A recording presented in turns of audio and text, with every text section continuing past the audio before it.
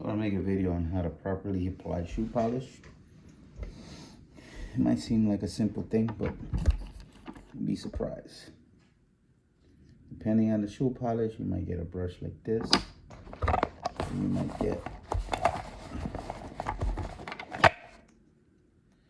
something like this, which is like a little foamy thing, which I hate. I like the brush.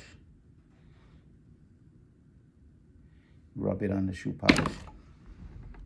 Stick your hand in your shoe and you rub it in. The reason I like this better is because it does a better job at pushing the polish into the pores of the leather.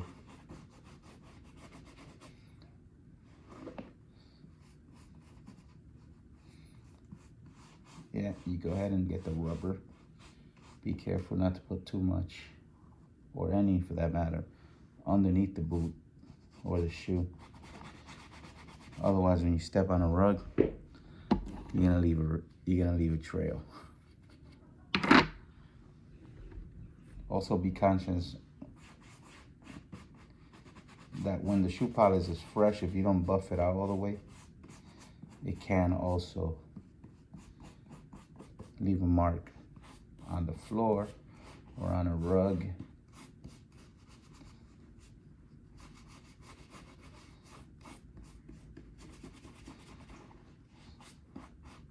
Now, there's the methods to make it like super duper shiny.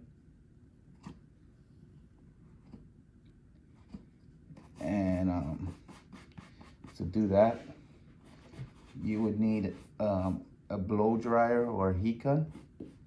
And then once you put the shoe polish into the shoe like that, you would apply some heat onto it. What it does, it melts the shoe polish into the pores of the boot.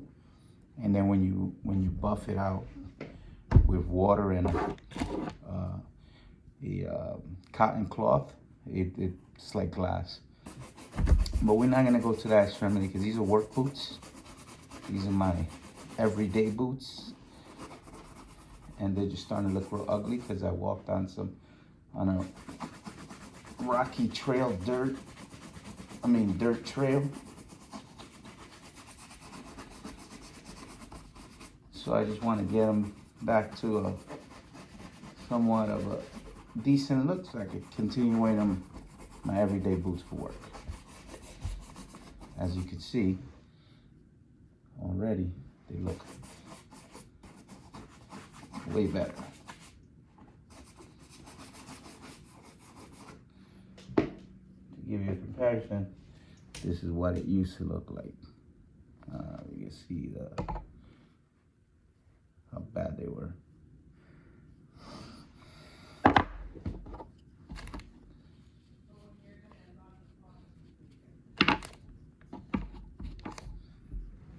Now, there are different types of shoe polish, and they're not all made equal. In my humble opinion, the Kiwi brand seems to be the one I like the best. This one's a little bit more waxier. And this is the Griffin brand. It works. But a Kiwi one, for some reason, just for me, it works so much better. Especially if you want to get that really, really, really shiny look. Like if you're doing dress shoes. For dress shoes, you want them to be nice and shiny. I guess it depends on the person, right, and what you're wearing. But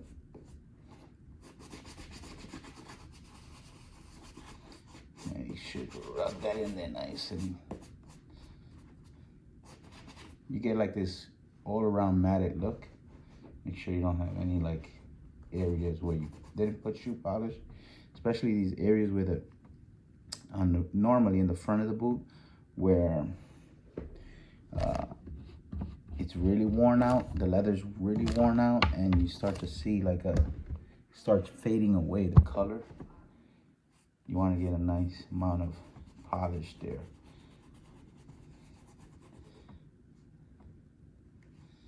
And you're not blobbing it on. So when I say nice amount, I don't mean blob it on. You'll see that it starts to change color back to a matted black once you have enough shoe polish in that area. Normally here towards the back is untouched. That leather looks pristine because you don't do that much damage to that part of the shoe when you're walking. And then you go to town on this. The trick with this, left and right like this, you're not rubbing it. You want the bristles to kind of barely touch the shoe or the boot. And you'll start seeing a shine come through. That, my friends, is how you restore your boots or shoes back to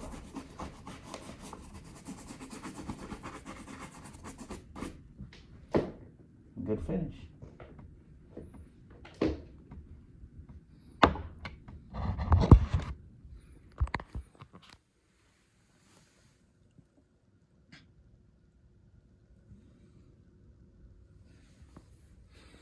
Also, don't be the jackass to leave that out and have it fall on this rug, or any rug for that matter.